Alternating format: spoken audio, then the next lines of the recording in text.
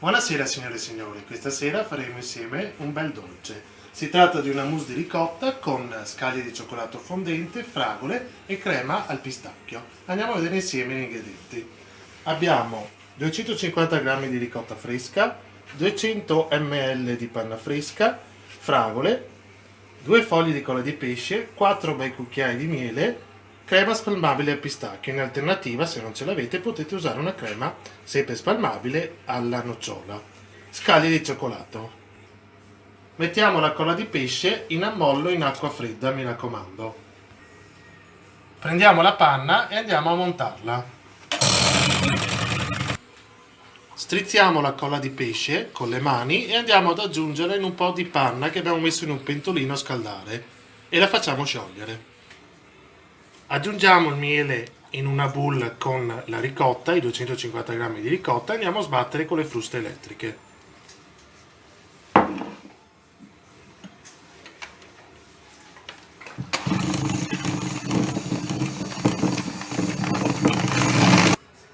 Uniamo la colla di pesce che abbiamo stemperato con la panna in un pentolino dentro al composto di ricotta e miele e mescoliamo con un leccapiatti.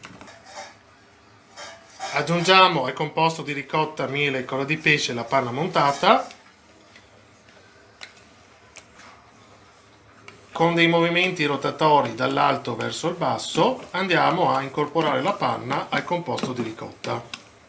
Una volta ottenuta una crema omogenea, facciamo riposare la nostra mousse in frigorifero per un paio d'ore. Prendiamo le fragole, togliamo la parte verde e andiamo nel tagliere a tagliarle a cubetti. In questa maniera qui.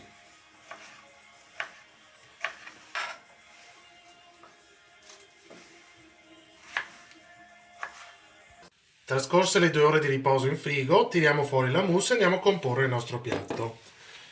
Mettiamo alla base un po' di crema al pistacchio, in questa maniera qui. Andiamo a stenderla. Con 2 cucchiai andiamo a bagnarli in acqua fredda e a comporre 2 quenelle con la mousse di ricotta.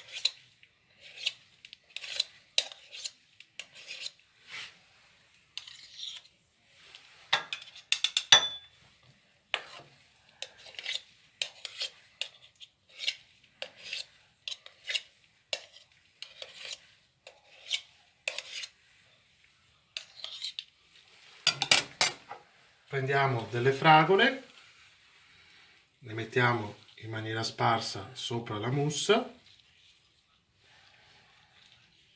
eccola. Qualche scaglia di cioccolato, una fogliolina di menta e il nostro piatto è pronto.